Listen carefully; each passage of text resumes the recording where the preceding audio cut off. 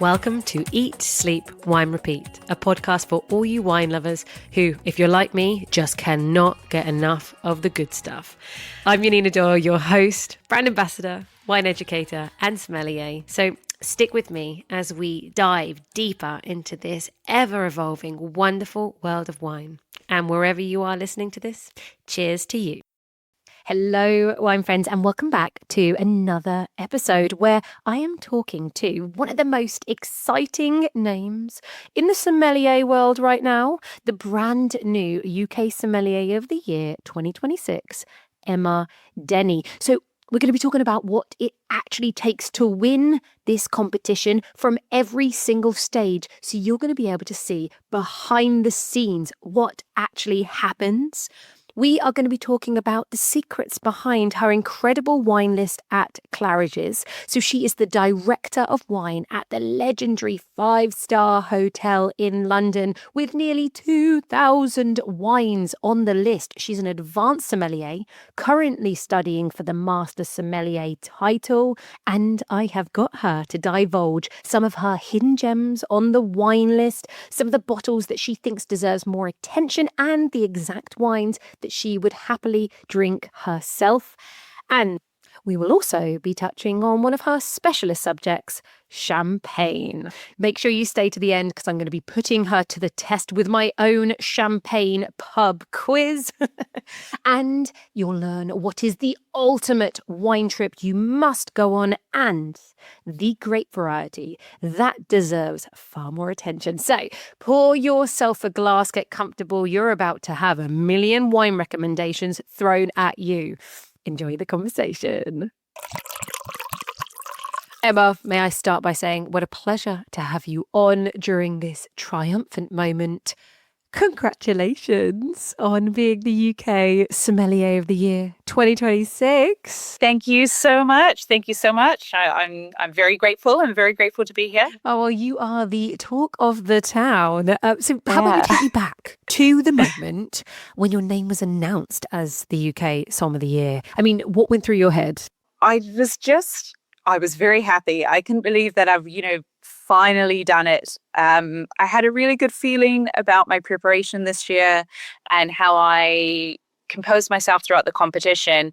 And so I was like, maybe this is it. Maybe I've done it. And then when Nicholas Clerc called my name, I was just like, this is it. It still doesn't feel quite real, but yeah, I'm very happy. Well, it's interesting that you said maybe this is it, because if I'm right, you made the top 6 in 2022 and top 6 again in 2025. Yes, that's right. So you felt like you've got it this year. You've prepped enough. So what do you actually do to prep when your everyday job is providing that beautiful service as a sommelier in a top restaurant and hotel? Yeah, it's a really hard one to prepare for. I mean, when you have exams, you're told what you're going to do. You know the level of knowledge you need, and you know what you might do for the practical tasks. For a competition, they can throw anything at you. So it's just about being as prepared as possible for anything that's coming your way and knowing how you can pivot in different situations and knowing that you're listening to the tasks. Do you have knowledge of spirits? Do you have knowledge of cocktails, knowledge of beers, cigars, different dishes from different countries? It's the whole realm. And then also just being comfortable with, I know what I know. And I know that I know a lot. And I know that I don't know everything for sure, because that's almost impossible. And just being comfortable with that as well. Because I think a lot of the times in the past, I've been quite uncomfortable with what I haven't known. And this year, walking into it going, I've done the preparation. I've practiced different practical situations of what potentially could come up. But it's really just about getting yourself comfortable with being uncomfortable. Oh, I love that. That's just great advice for anyone, any day, no matter what they're doing. But for now, how about we go back a little bit to your day job being a sommelier before we go through all of the crazy stages of this competition? Because, I mean, it's wild. I was there for the live final. I cannot wait for you to talk us through each bit, but I've got to do this. First of all, let's start. Was there an actual moment that you fell for wine, the glass, the meal, a trip that hooked you? I like to joke about this a lot just by saying that I'm from New Zealand and you kind of just grow up drinking. It's very much drinking is in our culture. We are a big wine country. So you're kind of born into it even when you don't come from a wine family. But I always worked in hospitality because it was always a style of job that I loved. And I was on a wine training course and I'm pretty sure it was Bolle Porrigere that I tasted. And I was like, oh my gosh, this is amazing, because I was young, I was 18, 19, not a lot of money, drinking probably not very good quality wine from the supermarket, sparkling Moscato from Australia, and then actually having proper exposure to an iconic champagne house. And I was like, this is incredible. And it was from there that I was like, I need more of this in my life. Okay. And I said to you, what is one of your top regions? And you said Champagne. It is, yeah. Yeah. Well, now you work in Claridge's. And before that, it was the Clove Club, right? And Restaurant St. Bart's. But how many? There's like more than 1,000 bins on your list at Claridge's, right? So closer to 2,000. I think we're we're just under 1,800 at the moment, which is as well. I don't want to go more than that because my cellar is very full, but yeah, it's a lot of wine. Oh, I adore that. Cellar full, heart full. Exactly. Love it. Okay, well, I was certainly far off, but you have your 1,800-ish bins on the list. What is your best value wine on there right now? Ooh. Now, come on, spill the tea. And anyone who's been listening to previous podcasts, I just learnt that. Spill the tea. Or should I be saying spill the wine? I mean, we've got a few things. I think people don't really think of Claridge's and value in the same context, which, we're very iconic, luxury, high-end 5-star hotel. But I always like to make sure, I've got a few wines on the list that excellent value. So one of them would be a Monastrell from Casa Castillo from Jumilla in Spain. I love it. And a beautiful red wine to be drinking in summer as well. You chill it down just a tiny bit. Really beautiful fruit. There's a touch of spice. It's delicious. Yeah. I am so glad you've said this because Monastrell as a grape variety is having such a triumphant resurrection. And spoiler alert, on next week's episode, it's with Master of Wine Sarah Jane Evans, who specialises in Spain, and she says it's all about Jumilla. She really recommends Monastrell because now so many of these wines have this, I guess, modern elegance. It's not just full-bodied, muscular, savoury, earthy wines. Like you said, you can chill them down. Yeah, it's beautiful. And I mean, there are higher versions of this wine as well where you're going to age them and they're tannic and they're full, but there's so many beautiful very modern versions, slightly less extraction, less oak usage, and they're just running really off the purity of the fruit and the freshness. These are wines that are made to be drunk over the next couple of years. You could probably age it for another 10, 20, but drink it now. Drink it in summer. I think that is a pretty good wine tip. So everybody, buy Jumilla. And when we say Jumilla, this is spelt Jumilla with 2 double L's if you're looking for that on the label. And yeah, you are quite right. You can have the really fresh stuff, but I was really lucky to actually have Casa Castillo Piefranco when I was in Jumilla. And that is their really top wine from old vines, I think dating back to the 1940s, but I mean the intensity, the purity on that. But let's bring it back to the wine list. What is the most interesting or surprising bottle on the list? The one guests never expect to find at Claridge's? So one of these would be a Riesling coming from China, from Canaan Winery. Okay. So, I mean, Claridge's, we won Best Riesling Wine List this year at the Star Wine List Awards. And I do pride myself on having a really excellent Riesling selection from all over the world, including China. And it's definitely a region that people don't tend to turn to. It's a region that I love to study because I just find it fascinating that it's a country with so much history, but such a new winemaking history. And there's some beautiful things coming out of there, some really top end Bordeaux styles. But Canaan Riesling, I love it. And also excellent value. And are they making this in a dry style? Dry style, yes, dry. It's a little bit fruitier. There's a touch of greenness to it, but I think that just keeps the freshness on it. The acidity is not overwhelming. Really beautiful. We sell a good amount, and I'm very happy about it. Okay, there you go, everybody. Canaan Winery from Ningxia in China. Now, what do you think is probably the most overlooked bottle you have? The one that you wish people would just order more? I would say probably looking at maybe a Grenache from Australia. And this is a wine style that I fell in love with. I was on a trip to Australia earlier this year in April. And Grenache from France, I love to drink a lot of, but Grenache from Australia, I've never really gotten into, and I've fallen absolutely in love. We have a beautiful one from a producer called Kiln, and it is stunning. It's what you want from say a Pinot Noir, but without the price point. And I feel like this is actually the style that a lot of people are looking for, but maybe they've been burned in the past by high alcohol Grenaches from really, really hot regions in the south of France. And it's there's so much beautiful, elegant, purity of expression of Grenache coming from Australia. Oh, God, yes. Again, another grape I'm in love with. And I actually adore, I'm thinking of Chaffee Bros in the Barossa Valley. Their Grenaches, they're a fabulous boutique winery. But then don't get me started on the Pinot garnachas from the Gredos in Spain and just all the different styles. Oh, there's so much delicious Grenache in Spain as well, and in styles. And it's a grape that, it's kind of like Chardonnay, you try it in warm form and you think you hate it. And it's oh no, it comes from all corners of the world in different price points, different styles, different ageability expressions. Yeah. Oh, absolutely. This grape is so versatile. Yeah. It's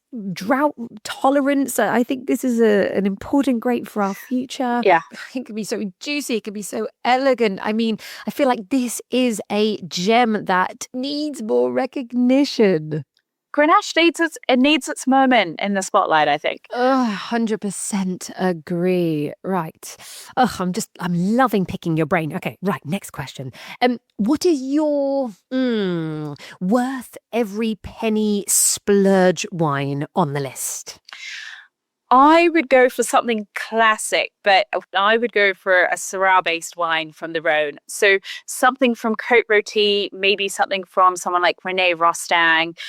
We have his Empodium cuvées, a couple of different vintages, and you're going to sit just below 200 to maybe just over 200 on our wine list. So, a little bit of a splurge for... No, that's not bad, really, considering Rostaing actually is a reference point in Côte Rôtie. I mean, we've got more, but Syrahs from the Rhône need beautiful. I feel like people turn to Bordeaux a lot, and I love Bordeaux so much. I am known to my friends as the Bordeaux girl, but I just die for Syrah. And with a bit of age and even a bit of age going back to, 2012, 2014, what you're getting from it, that tertiary aromas that are starting to come out, but you have the deepness of the fruit, the smooth, elegant, velvety tannins.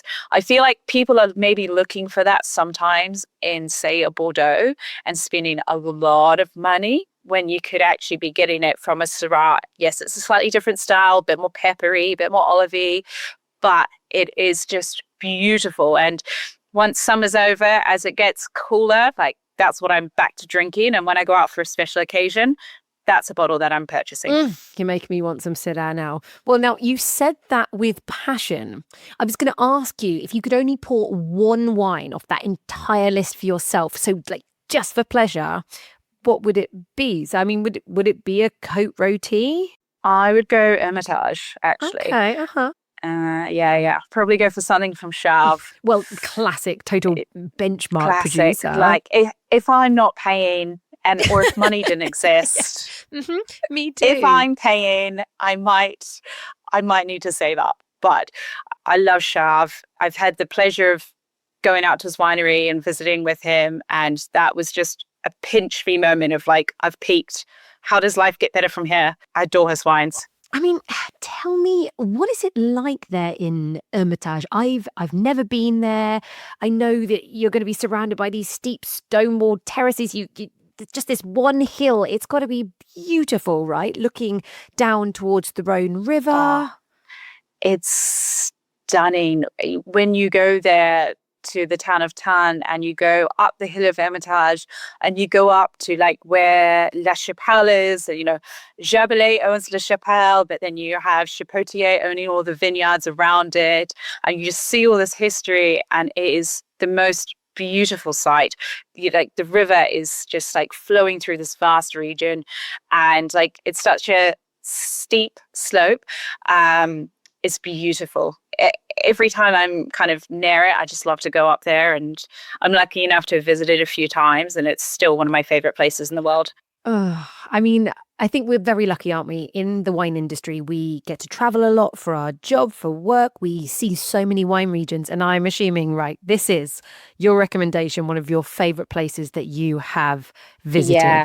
100%. It's just beautiful. And I love driving through the Rhône and driving through the Northern Rhône, going from, you know, Côte-Rôtie and all the way down to Cornas, and just the differences in not very far apart. But then when you drive down also into the Southern Rhône and just the vastness, and you see the galettes and the stones, you see the bush vines, and it's beautiful. It's a wonderful place in the world. Right, that's it, everyone. Book your flight to the Rhône Valley. Okay, but before we talk about the competition, because you would not have been able to win if you were not a sommelier going through all the scenarios every day. And I am sure there has been a time in service as a sommelier at Claridge's that were tough. Was been, if you're willing to tell me, your most chaotic moment, you know, where of course I'm sure you looked like the swan above the water, but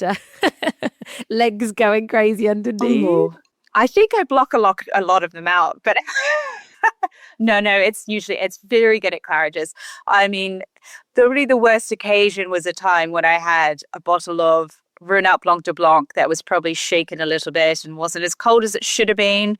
And, you know, you're in mid-December, the most insane busy service you've ever had. You have tables waiting on other bottles. You need to go pour a glass of champagne here, but you need to open this bottle of Rhône and pour it for a table of 4, and you need to run back to the cellar, and you open the bottle and it explodes everywhere. like you've never seen it before, and your white shirt is just drenched, and you're like, I can't be on the floor like this. I need to go change. But I have 10 tables that all need wine in the next 30 seconds. And it's just like a moment of like, pull yourself together, run, get another bottle, because the table's just seen you open this bottle and it explode everywhere. And you're like, you can't serve that at all. And you're just it's Christmas. You're in the depth of it, and it's just go, go, go, go. And you just get on with it. And it's just, at the end of the night, you sit down and you're like, what happened? Like, that's mental. I mean, I have done that. Thankfully, not in service, but was recording a podcast. In fact, opened up a bottle. The whole thing exploded all over me, went over the laptop. Thankfully, the laptop survived. But I was lucky enough to be able to stop recording, ask the guest to wait 10 minutes whilst I attempted to clean hair dryer on my clothes. But my hair was so beyond sticky. I cannot even imagine what your hair was like. Surprisingly sculptural and crispy. It's not good. And then, I mean, Claridge's is a massive hotel. Our staff changing rooms are on basement 3. So, like, the idea of going down to get a new shirt just in the middle of service in December, that's not happening. Well, I just hope at the very least it refreshed you. Now, how about we flip this? What is the best part of your job? Probably the guests and being able to pour like such a wide variety of wine for my guests. And because we get guests from all over the world and kind of every level, you know, we have people that have saved up for 5 years to come to Claridge's, people that are just here for a drink, but for them it's a dream to come into Claridge's. You know, people who are regulars that are here every Friday, or they come for their family vacation every year, and just being able to explore the wine list with them and, you know, recommend new things and talk to people about wine trends that are happening around the world. I think that's the magic of a hotel as well, is just the variety of people that you get in coming through the doors. It's amazing. Ah, well, thank you for sharing the best part of being a sommelier, and of course the dramas and some amazing highlights of your wine list. Let us now talk about the competition.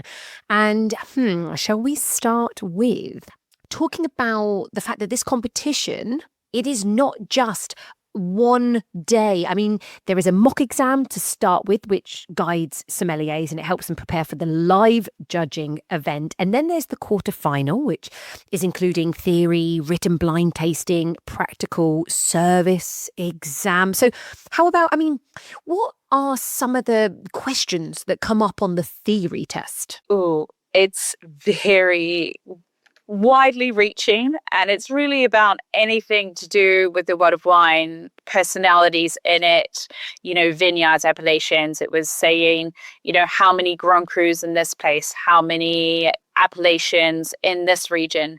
There were pictures of different types of soil, and you had to write what it was and where you would find it.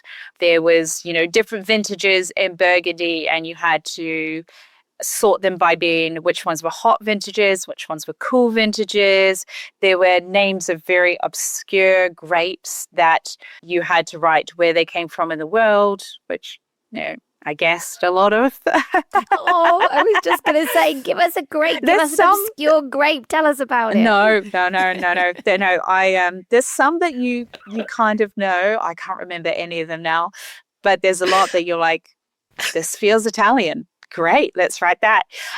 There was a lot of things I did know as well, you know, and things like celebrity beverages, you know, writing what kind of beverage it is and who is the celebrity attached. Wow. I mean, things like that. Oh, it goes to show the amount that you need to know, but not just to know as a sommelier, but to be able to win this competition as the best sommelier in the UK. So before the quarterfinal, I know that there's a training boot camp, and that was with some previous winners. One of them, Vincenzo Arnese. I did my diploma, my WSET diploma with him. But then I know also you had Dawn Davies, Master of Wine. She was helping everyone with spirits. What's one specific thing that I guess you learned, maybe changed how you were tasting or how you were going to work?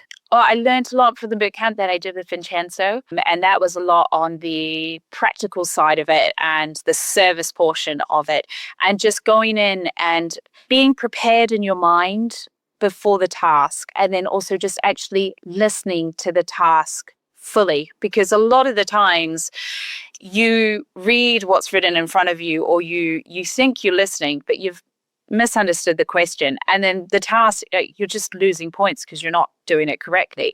So I learned a lot from Vincenzo in that session. I think we can all learn a lot from listening more. Now, I know that day 2 starts with the semi-final, and that's where you did a practical service task, a blind tasting, and then a surprise task. How did that all go? So in the semi-finals, yes, so the blind tasting this year, really interesting because we weren't allowed to taste. We were only allowed to smell, and it was wine faults. Oh, interesting. Okay, that's very cool. Yeah, which is not what you expect at all. So, you know, throws you a little bit, and you're on the spot. You're in front of the rest of the quarterfinalists who stay around to watch the semis. So that was really interesting. The surprise task, it was a pouring task, but you had, I think it was 3 different beverages in an ice bucket, and you had a range of glasses, and you had to, you know, one bottle was a Magnum, one bottle was a Duke's non-alcoholic, and it was about listening to the task as well and being able to open and assess the bottle quality within, I think it was like a 3 or 4 minute task, and then pouring a certain amount from the Magnum, but then only one of the non-alcoholic, and then the rest had to be of the sparkling wine that was there. And it was just about, did you listen to the task? Were you able to, absorb the information and do it correctly in the time given? Just like, I guess, you're busy in service, you've got that table of 8 and they're asking you for specific requests. It's like walking into a coffee shop and you get the person who wants the venti half caffeinated oat milk caramel macchiato, and they want it extra hot. They don't want the foam, but actually with 2 pumps of vanilla and maybe an extra pump of hazelnut, but also some whipped cream on the side. I guess it's like how have you been listening? Yeah, it's the wine equivalent of that. The coffee equivalent. Yeah. But tell me about the blind tasting. Can we go back to that? How many different faults were you expected to identify? So it was 4 wines in front of you, and each one had a different fault. And it was just done on smell. You weren't allowed to taste it, which makes it a little bit more difficult because there was one wine that I was really not sure what the fault was. And I was tossing up between 2 because I think when you're slightly panicked and under stress, your receptors, they close down and they kind of stop working. And 3 of them were very obvious to me. And there was a 4th one that I was like, I feel like I can't smell anything on this wine. And I don't know if it's my nose and so I just managed to make a call. Wasn't the right call. Should have gone with, it was like flipping a coin. I should have gone the other way around. But that was really interesting because it's a task that you didn't expect to happen, because last year in the semis, there was a tasting portion and, you had 3 wines in front of you and all 3 wines had something in common and you were working your way through them. And that is more kind of normal and what you might think would happen. But this year was really interesting because it's also testing your knowledge of, do you understand wine faults as well? So you said you got 3 right, 1 wrong. Do you remember what all 4 of them were? So there was cork, oxidation. Mm-hmm. 1 wine had Brett. Okay. Which was what I got wrong. So I said it was reductive. Is Brett a fault? Oh, mm-hmm. Yeah, that was. So I went for reduction. The other one was volatile acidity. Okay. Well, and volatile acidity is a fault, but actually, there are famous wines, aren't there, like Chateau Moussard, which are famous for their VA. Yeah, they do good things with it. Oh, how interesting! What an awesome tasting to do. In fact, actually, I've been saying this, and I still haven't done it. They have these wine fault kits, Le Nez du Vin, the famous aroma smelling kits, where you can test yourself for all the beautiful fruits and nuts and spices. They actually have one. I think there's about 12 different faults in their standard kit, and you can smell cork and horse, which would probably be your Brett, and you can smell cauliflower, which might indicate reduction. Yeah, in fact, everyone, I'm going to link that in the show notes in case you want to start testing yourself and play the role that Emma just did recently. But okay, let's bring it back to the competition. The semi-final is done, you're standing on stage, and they announce you as one of the 3 finalists. How was that? It's pretty surreal this year as well. I felt more prepared. I felt calmer. I think if I was in the top 3 last year, I would have been much more nervous than I was. I was very nervous this year, but I was able to be more calm and controlled. And I was just so excited that I got the chance to be in the top 3. I love this. So this part, the final, was the bit that I watched. So the semi-final happens in the morning, and then for the afternoon, people can come and watch. Yes. And there are breaks throughout the day. And at that point, people come to me and some of the other tables. We were pouring wines. I was pouring Beaujolais Blanc. But it was brilliant watching all 3 of you separately do the exact same tasks, whilst I assume the other 2 were tied up somewhere. Where were you so that you couldn't see what was going on? We were in a room downstairs. So Willem went first. And so Dolly and I went into a room downstairs with a chaperone. We weren't allowed to be left alone. We put on some relaxing music. They allowed that. And I think both of us just kind of sat there and meditated for about I was there for about an hour and a bit, and gosh, poor Dolly was there for hours. I think going second really was luck of the draw. I think it was the best place to be in because, I had that hour to calm myself, prepare myself, visualize what potentially might happen on stage, just run through different scenarios and just start to feel comfortable with the fact that I was about to go up. And it was just enough time to kind of calm me down, I think.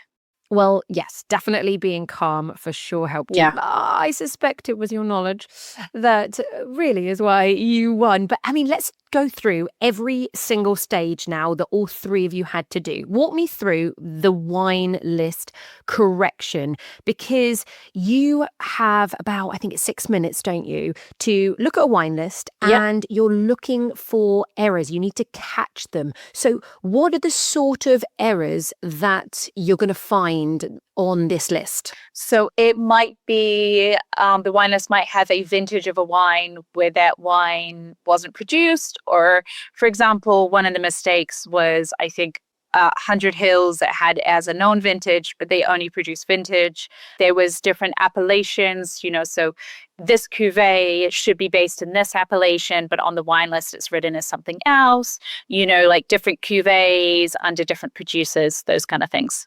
Okay. And then what about then the blind tasting? So you're marked on both technical and commercial language.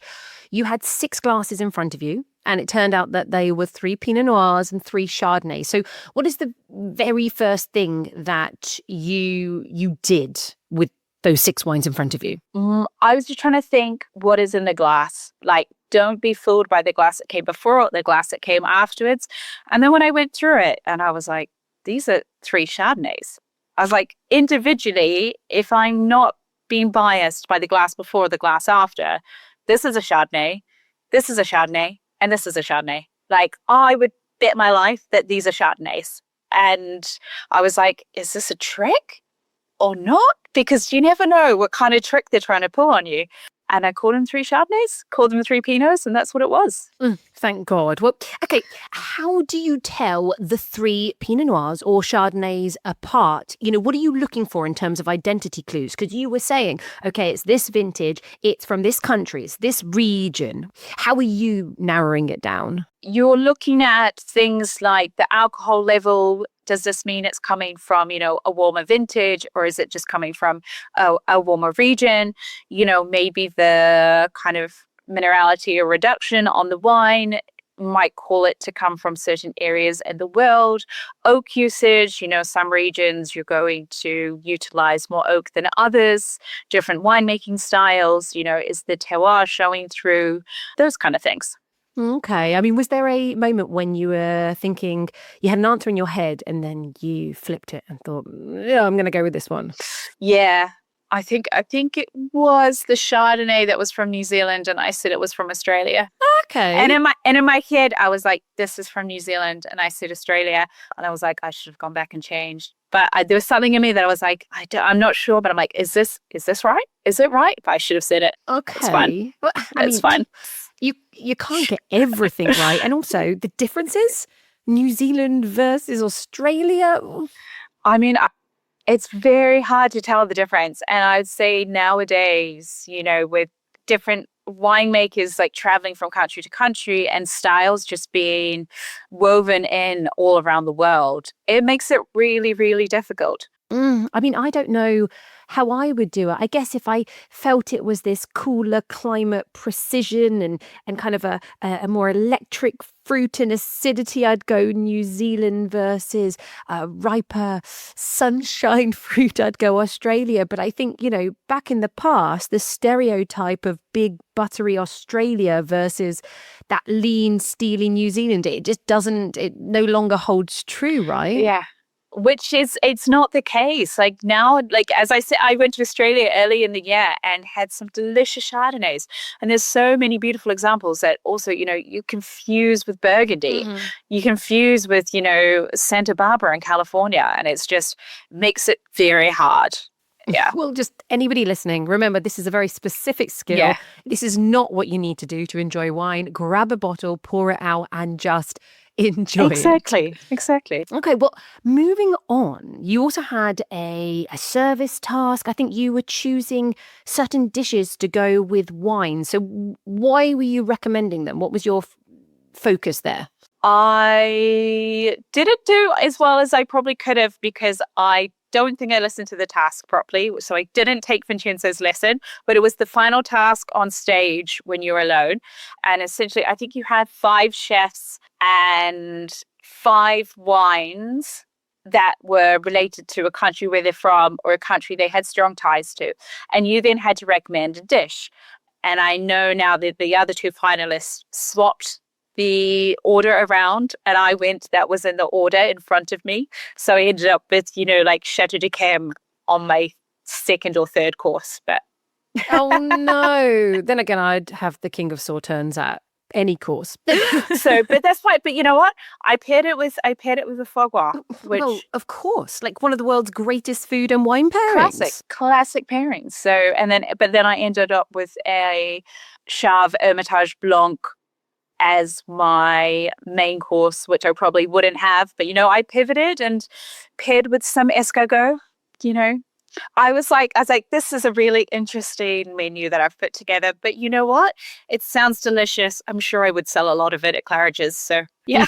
Yeah, I mean, I guess really you passed because you were looking at all parts of the dish and then finding the connector, what part of the dish would highlight something of the wine, right? Exactly. And I mean, who doesn't want escargot with an Hermitage Blanc? The nuttiness of the wine will go with the earthiness of the snails, and that garlic butter is screaming for like weight and richness of a Hermitage Blanc. No, well done you. Thank you.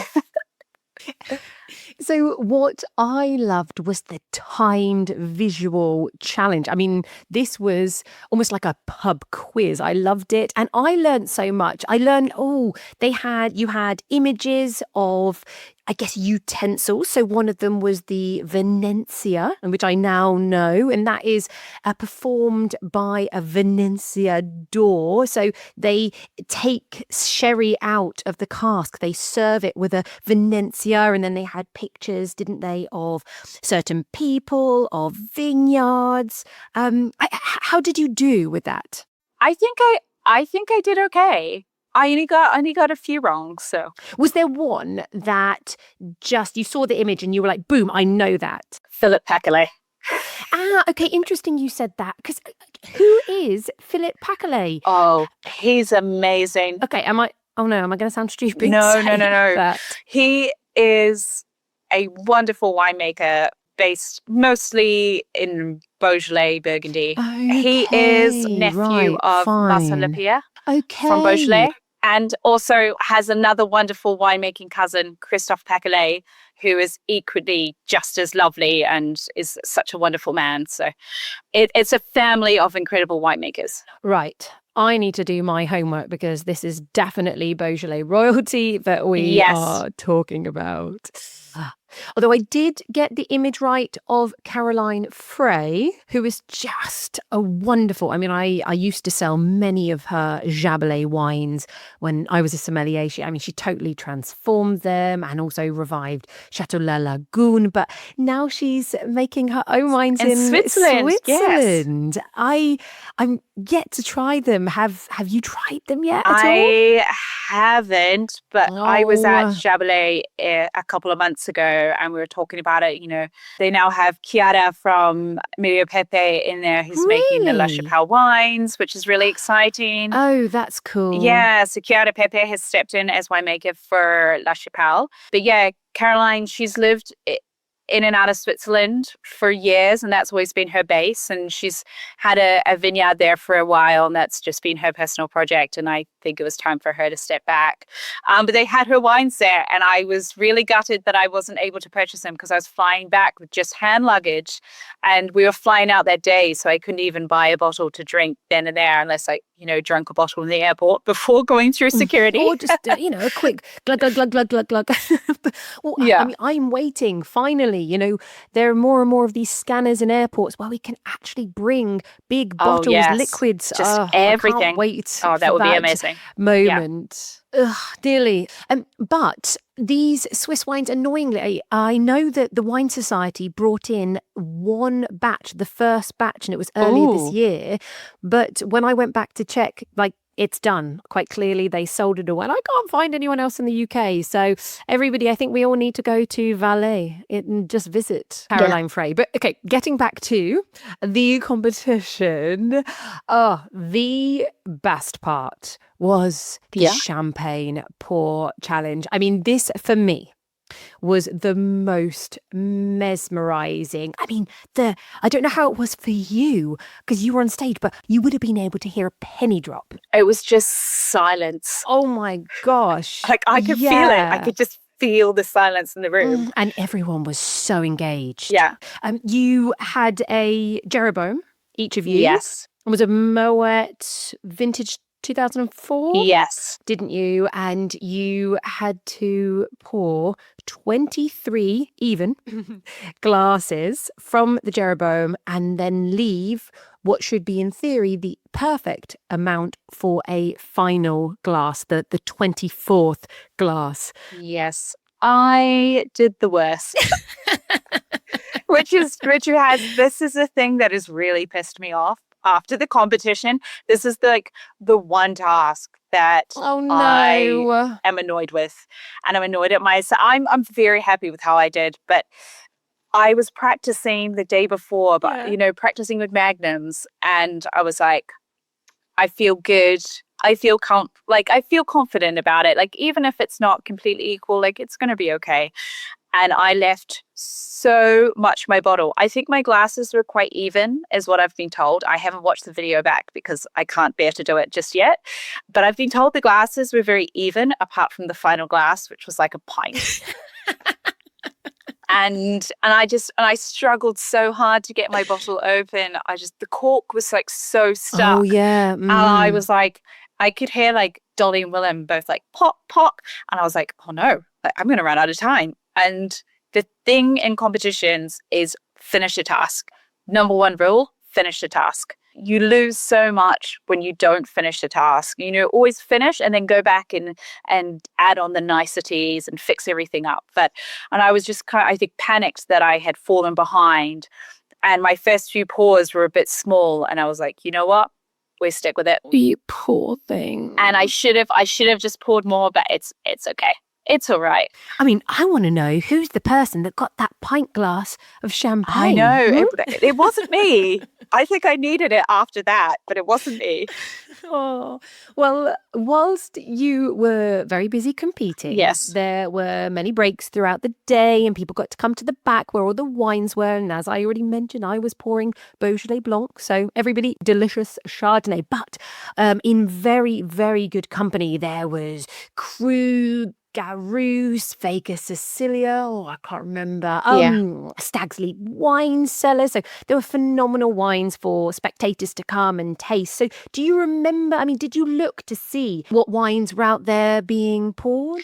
I saw a little bit, but not a lot. So it doesn't really sting you that much that you missed out on the wines because you were very busy competing. I will never turn down a glass of Krug. So I definitely would have liked a glass or two of Krug, and I think I probably needed it.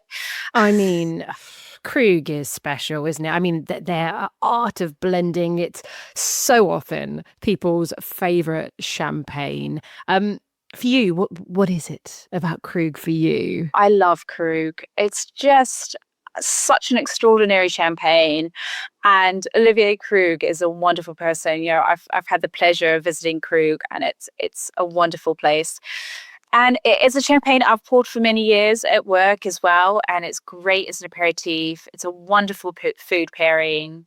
and when you get the chance to taste some of the single vineyard sites, like Clos de Menil is just incredibly special. But even their Grand Cuvée, it's not like a normal non-vintage. The additions. Absolutely. Yeah, every edition is that really unique blend. And they're super transparent, aren't they, as a champagne house? Each bottle has that 6-digit Krug ID code. Do. And anyway, the style, like barrel aging, all that reserve stock, long aging. Ugh, just so rich. Yeah, it's very gastronomic. It's, as you said, very rich. It's a style that offers really a lot. It's not that kind of lean, chalky, dry, like super dry, super crisp style. It's about luxury. That's what Krug is about for me. It's about the best of the best. Hear, hear. Well, now I asked you about some of the regions that you really adore, love talking about, diving deeper, and Champagne was one of them. Now, okay, we've already talked about Krug, but is there a house or a grower producer that you think more people should be paying attention to right now? Yeah, I mean, Eric Rodez. I love his champagnes. And he, again, is a wonderful person. A magical wizard of champagne. Yeah, such an enigma. Like, he's just, I love it every time I get to taste with him. And his champagnes are amazing. Based in Ambonnet, does a lot of brilliant work with Pinot Noir, a lot of wonderful Blanc de Noirs, has some Blanc de Blancs as well. But for me, his Blanc de Noirs is kind of like the shining space for him. And so interesting. I think he also used to work at Krug beforehand. But I've had his wines. I don't know if they're still being sold, but Bubble Dogs used to sell them. I think even bring them in. So it's Van Clair now. Okay. Thank you. Yeah. Now I know where to go. So Eric Rodez is a grower champagne. So are you leaning more towards grower champagne, or do you actually feel the consistency? Are you a big supporter of the bigger houses generally? I really change like with a lot of time, and the more I start rediscovering the big houses, the more I keep gravitating towards them. There was a time in my life where I loved a lot of grower champagne. So, if you gave me a Grand Marque champagne, I'd probably be like, no, I want to drink something else. But I have been, I think, converted a little bit in the past few years. I have a big soft spot for Rhône, and especially the prestige cuvées of Dom Rhône is one of my favorite champagnes of all time. And just when you go back and you taste through back vintages of Dom Rhône, when I was there, I think it was last year, as a winner of the Rhône Challenge, and we're being blind tasted on back vintages of Dom Rhône, and I somehow nailed almost all the vintages. Like, I will probably never be able to do that again in my life. I don't know how I did it, but I love these champagnes, and like so much that I've taken like empty bottles home from Rhône of back vintages, because I'm just like, I want it in my room as like just a memento. It's a fantastic champagne. But I do love some grower champagne producers, someone like, as I mentioned, Eric Rodez is a massive favorite of mine, and I've got a lot of time from him. And I've got a lot of time to, explore and understand more about the growers and the people that, really out in the vineyards and producing their own wine from their own grapes 100% and not buying anything in. I've got a lot of time for that. Well, do you know what we're going to do to finish up this episode? I think, seeing as you seem to have such a competitive spirit at the moment, I'm going to do a bit of my own wine pub quiz for you, but champagne themed. Let's stick with that. So how do you feel? Are you ready? Are you feeling relaxed? You got this? Let's see. Okay.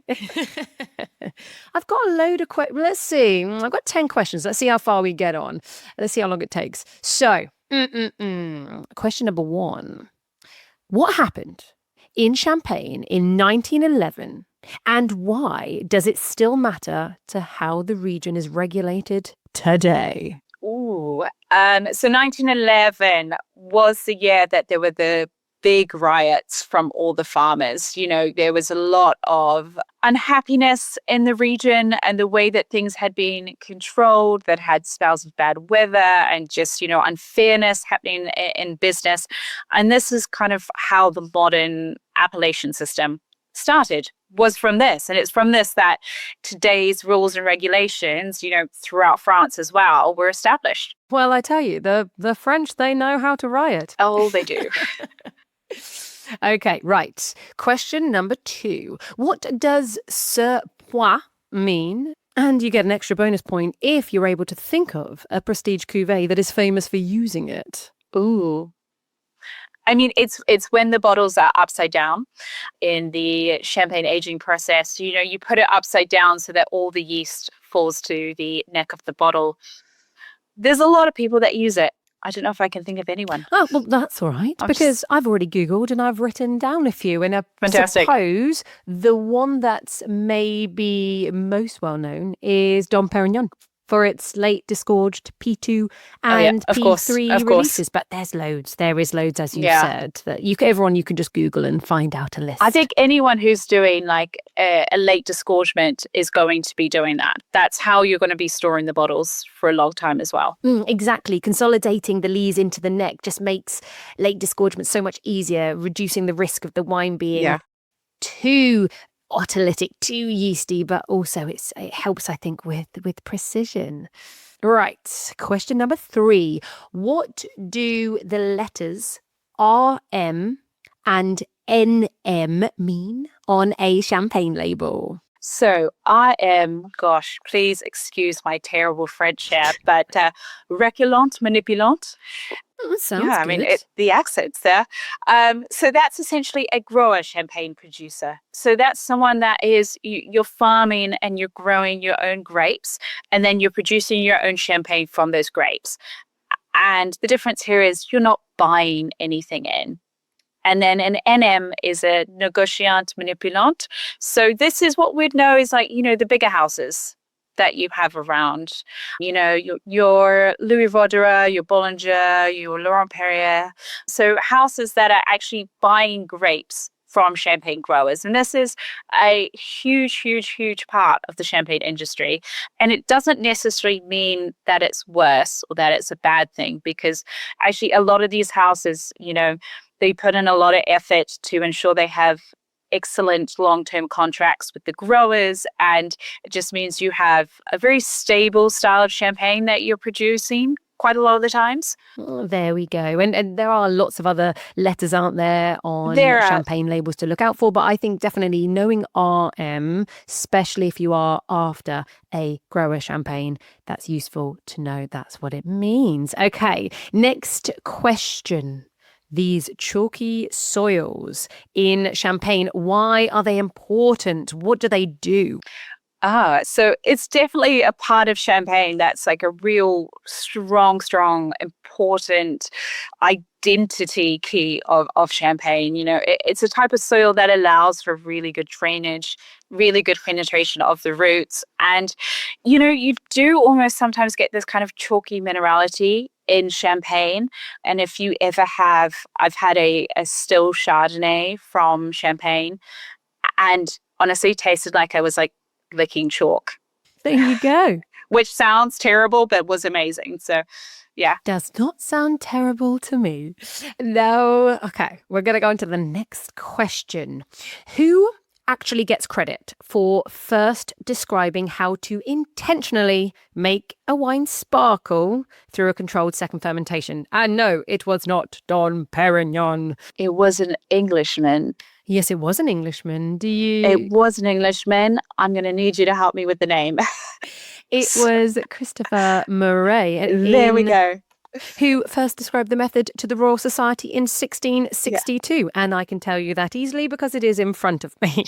But this was actually decades before Dom Perignon's era. So his real contribution was actually more about blending clarity and stronger cork closures. Yes. But what about the house that is traditionally credited with inventing riddling? So Remoage. It'd be a Clicquot, Veuve Clicquot. So ding, it was, ding, ding. Madame Clicquot who came up with that.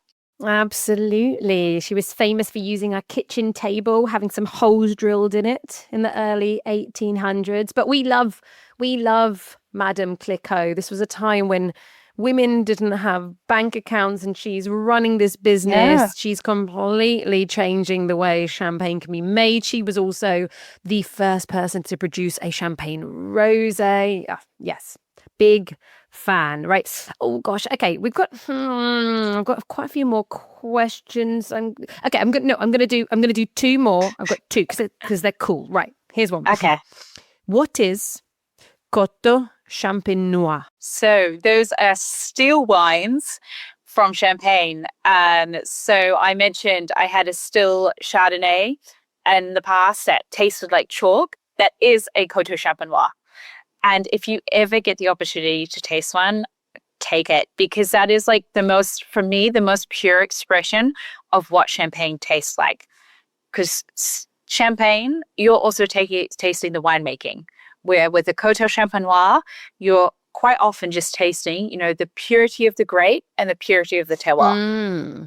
And you can also get red Coteau Champenois. And I'm not going to put you on the spot because I've done my research. But apparently, if you want one of the most renowned red and whites, producer Domaine Aigli Oriot. Yes. They're very good. Have you tried some of his wines? Yeah, a couple of times, yeah. I could.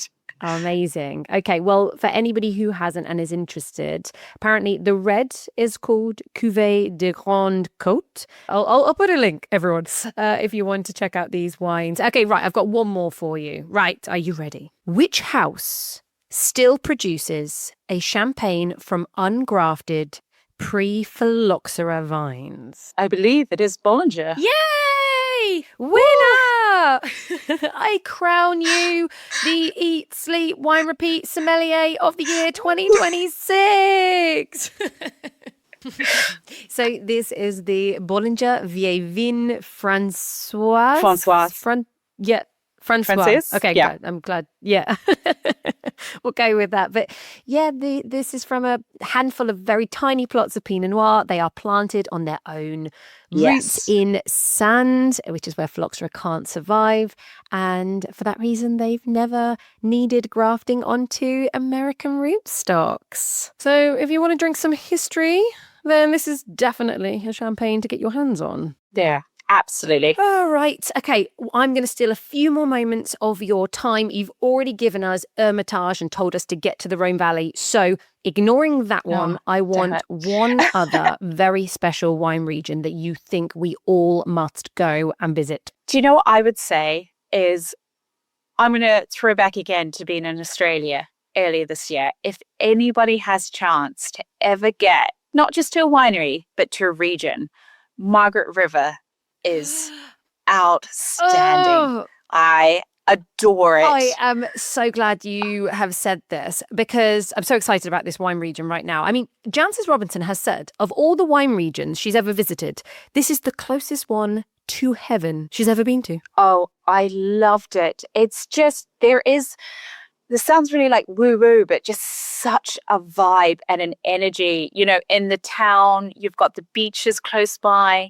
I was only there for 2 different wineries, but it was amazing. And the wines they produce there are world class. Like, really, we should all be drinking far more Margaret River wines. And Perth, being the largest city closest to the wine region, it's still 3 hours away. I mean, this place, it's mega isolated. It's incredibly isolated. Like, I was there for this amazing trip with Fowles across Australia. And, we did Hunter, we did Barossa, we were staying in Adelaide, and then went over to Margaret River. And just the travel from flying from Adelaide to Perth and then driving down to Margaret River, that's the entire day gone. It's so isolated, but it is worth it. It is one of the most beautiful places I think I've ever been. It's such a special place. I mean, I was presenting at a wine event only just a few weeks ago. So I had some Margaret River wines and, of course, looking up the areas. And this is considered one of the world's greatest or one of the top biodiversity hotspots. Yeah. And I was looking at where South Africa is, and it's 7,000 kilometers with nothing in between. Hence, There's nothing. There's why nothing. this place is so isolated. Ugh. Right, look, we are running out of time. Everyone, Margaret River, try some wines, check it out, see if you can fly over there if you've got the time. But final question. Now, you've already mentioned a few grapes already on this episode, but I want one final grape variety that you think is criminally underrated right now. Do you know what? I'm going to say something that maybe it's throwing back to my New Zealand days, but we should be drinking more Pinot Gris. And in New Zealand, Pinot Gris is so popular. We make so much good Pinot Gris. We sell so much delicious Pinot Gris. And then I feel as soon as I come to London or to Europe, it's you have Pinot Gris from Alsace, which I love it. I can never get it in a blind tasting, but that's fine. Or you have Pinot Grigio from Italy. And what people think of Pinot Grigio is often, watered down, not very high quality. But there's so much good Pinot Gris from around the world, and especially from places like New Zealand.